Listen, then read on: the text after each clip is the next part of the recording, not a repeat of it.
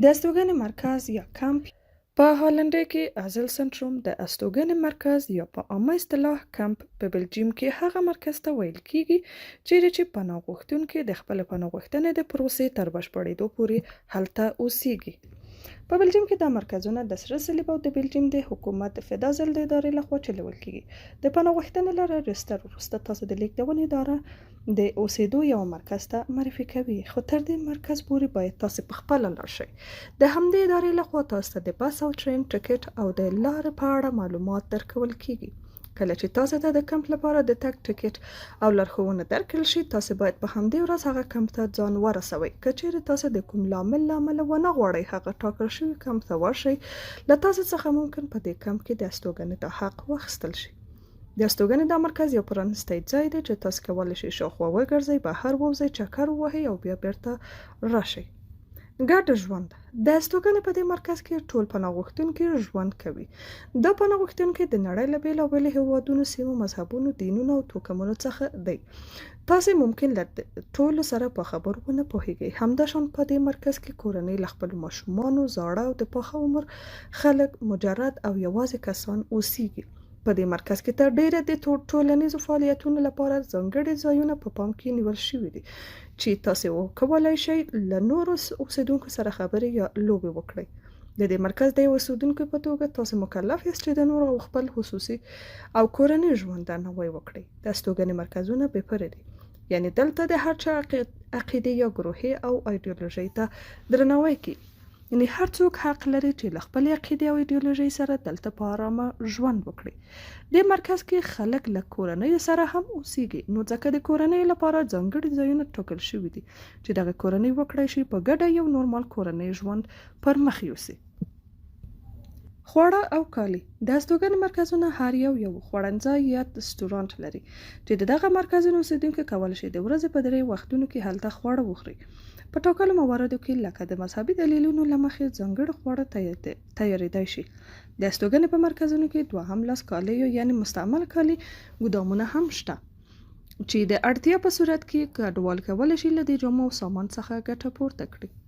داخلي مقررات. کله چې تاسو مرکز ته ورسیږئ، لومړی به تاسو په دې مرکز کې راجستر شئ او د دې مرکز قوانین به تاسو ته ولوستل شي او د منلو لاسلیک به هم درنه واخیستل شي.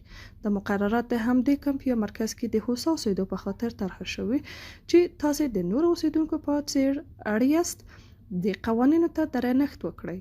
هر مرکز د عمومي مقرراتو ترڅنګ ځینې خاص مقررات هم د اړتیا په صورت کې لري چې د استوګنې مرکز د یو کارکوونکي لخوا به تاسو ته تشریح او واضح شي او په لیکلي ډول به تاسو ته دا قانون درکړل شي. د مقرراتو په دغه کاپي کې دلته په مرکز کې د حقوق، قواعد او مقرراتو یادونه شوې ده چې تاسو باید دلته د اوسېدو پر مهال په پام کې ونیسئ.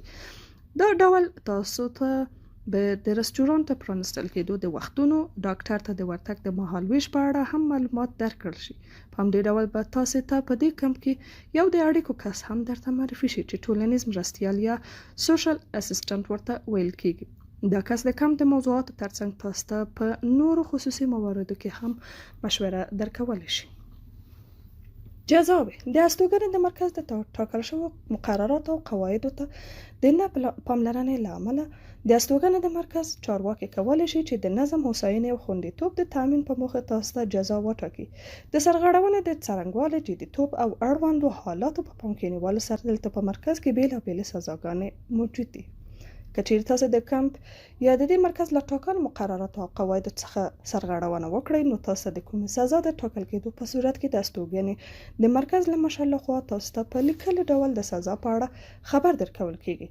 دا سزاګانې په لاندې ډول کېدای شي لکه ګواښ یا اخطار، له ځینو ټولنیزو فعالیتونو خدمتونو څخه لنډمهاله بې برخېتوب، ځینې ځانګړو خدمتونو ته د نه لاسرسۍ سزا، په جبري ډول د کمپ د خدماتي کارونو ترسره کول، د استوګنې بل مرکز ته په جبري توګه لیږدول.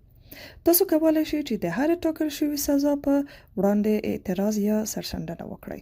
په دې اړه ستاسو ټولنیز مرستیال کولی شي تاسو ته پوره معلومات درکړي. شکایتونه. کله چې تاسو د استوګنې په مرکز کې ژوند کوئ، تاسو هم د دې حق لرئ چې په دغه مرکز کې د تجهیزاتو، پاکوالي، اسانتیاوې، آرامتیا او د مسؤلیت له نشتوالي او دا ډول د داخلي قواعدو د پلي کېدو په تړاو د خپلې ناخوښۍ یا نارضایت شکایت وکړئ یا په کمپ کې د نورو اوسیدونکو له مزاحمت څخه شکایت وکړئ. تاسو کولی شئ خپل شکایت د استوګنې د مرکز کوم کارکوونکي یا مدیر ته په لیکلي او یا شفاهي ډول وړاندې کړئ. د مرکز مدیر به د شکایت کولو له لومړۍ ورځې تر 7 ورځو پورې تاسو ته بیرته ځواب درکړي. د مرکز مدیر به تاسو ته د شکایت ستونزه هواره کړي او یا به تاسو ته حل لارې سپارښتنه وکړي. که چیرې ستاسو شکایت ته پاملرنه ونه شي، تاسو له خپل ټولنیز مرستیال څخه هم مرسته غوښتلی شئ.